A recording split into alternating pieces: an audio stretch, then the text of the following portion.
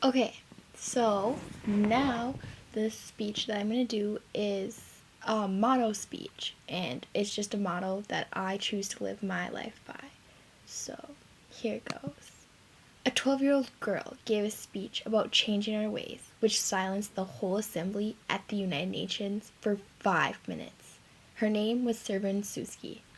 Sometimes the greatest accomplishments come from the least known and the least expected people. A great leader who promoted peace once said, "Be the change that you wish to see in the world." That man was Mahatma Gandhi.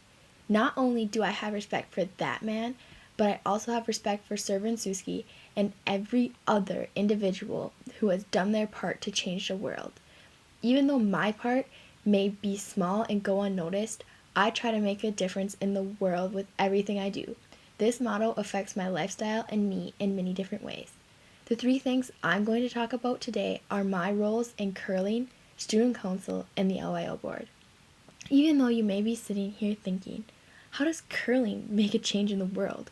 Well, to me, the change can go from a small personal change to a large worldwide change. And the change I'm going to start with is a smaller change that helps me be a better person because the ultimate goal of change is to be better than before. As many of you may know, I curl. For me, curling is not only a sport, but also a passion. The hardest part about curling is being a teenager in the sport. Many people look and judge because curling is not a real sport, but even through all of the judgments, I continue to make a difference in curling. I've taken a first year curler, taught her as much as I could, practiced with her, and then that same year brought her to state with my team. The thankfulness from her was all that I needed. Sometimes the smallest change that goes unnoticed is the most rewarding.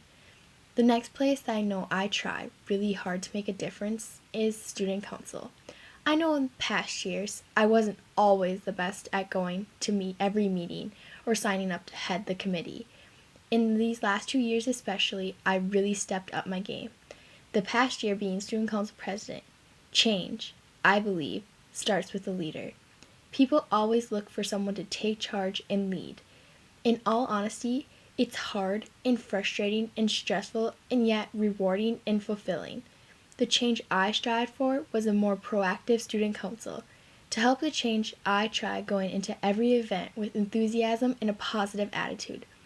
The only way to really make a difference in the school is to have a successful student council. Without a successful student council, you have less school events. With less school events, you have an upset student body. With an upset student body, you have an unenjoyable school. If everyone in student council had the motto, "Be the change," we would be more successful than we already are. The last subject I'm going to touch on is my participation on the LYO board. LYO stands for Lutheran Youth Organization.